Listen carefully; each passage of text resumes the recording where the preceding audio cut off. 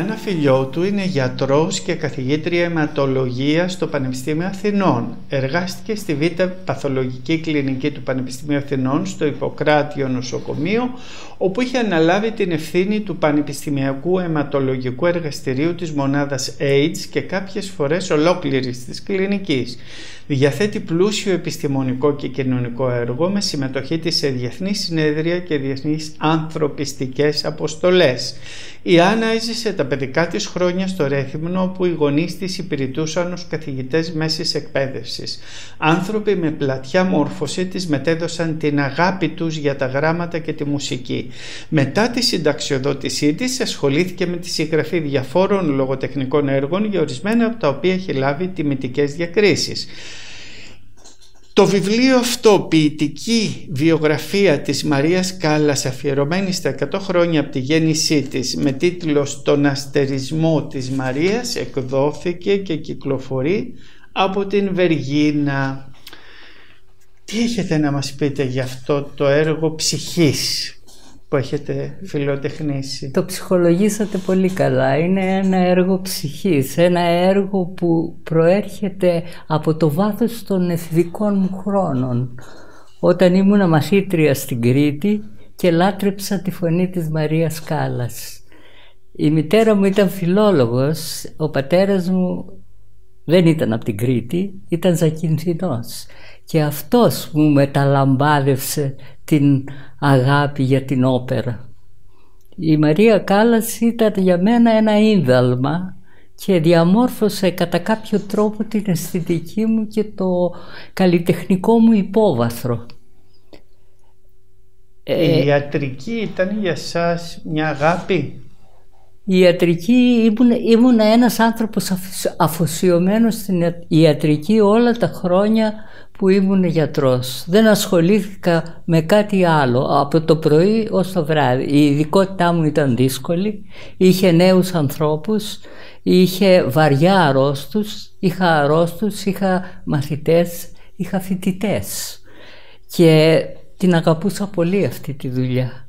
Όταν όμως συνταξιοδοτήθηκα, τότε κατά κάποιο τρόπο αναστήθηκε εκείνη η επιθυμία που είχα να γράψω κάτι.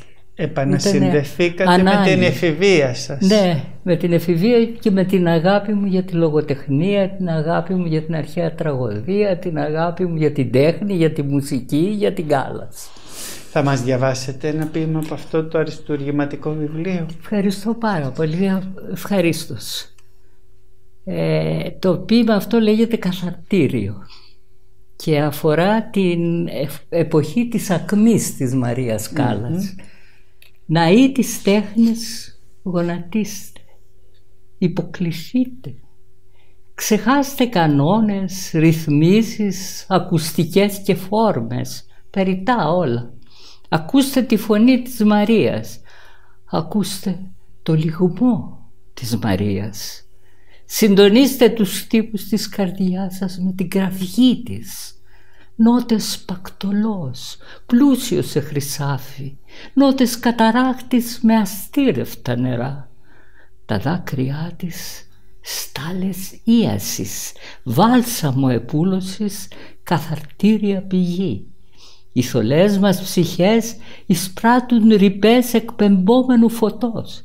Ξαναγεννιόμαστε, αναβαπτιζόμαστε, αποστηρωνόμαστε, γινόμαστε διάφανοι. Αρχίζουμε από το μηδέν χωρίς παρελθόν, απαλλαγμένοι από αμαρτήματα προπατορικά. Θα το αντέξεις τούτο το βάρος? Μήπως είναι ασήκωτο για τους αγγελικούς σου ώμους?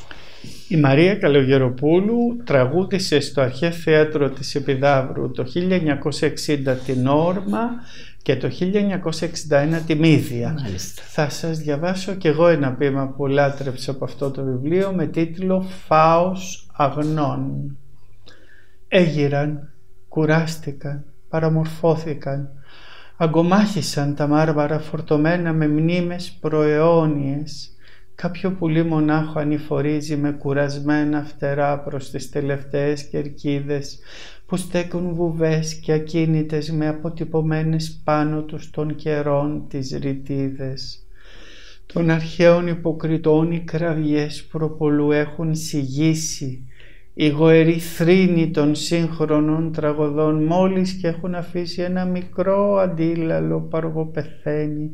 Όμως τα μάρμαρα ελπίζουν, διαισθάνονται, καρτερούν έναν κύωνα λευκό από ατόφιο υλικό, μια κολόνα ιωνικής ομορφιάς, σμιλεμένη από κάποιο ολύμπιο χέρι να έρθει και να ριζώσει εδώ στο κέντρο του απορφανεμένου κύλου. Γεια σου Μαρία. Τα μάρμαρα σε περιμένουν. Ο καιρός που σου μένει είναι λίγος, αλλά ευτυχώς προλαβαίνεις. Εγένετο, μνήμες αναδιπλούμενες, αναγέννηση του χαμένου καιρού, επανάληψη της δημιουργίας, φως, φάος αγνών, είσαι εδώ. Πηγαίνετε στην Επίδαυρο τώρα? Σπανιότερα. Παλιότερα πήγαινα πολύ συχνά. Αλλά θέλω σε αυτή τη στιγμή να πω ότι είχα πάει σε αυτή την παράσταση της Μύδιας στην Επίδαυρο το 1961 και την είχα παρακολουθήσει. Μια ελληνική παράσταση. Μαρία Κάλλας, Κική Μορφωνιού, Τσαρούχης Μινωτής και ο Νίκος Ζαχαρίου, ο βαρύτονος, όλοι αυτοί. Είστε τυχεροί γιατί είστε εσείς ατόφια, αγνοί, αφιερωμένοι στην τέχνη, στη ζωή, στον άνθρωπο, και είναι τιμή μας που ήσασταν εδώ μαζί μας απόψε. Και δική μου τιμή και σας ευχαριστώ πάρα πολύ για αυτή την ευκαιρία. Να είστε πάντα καλά.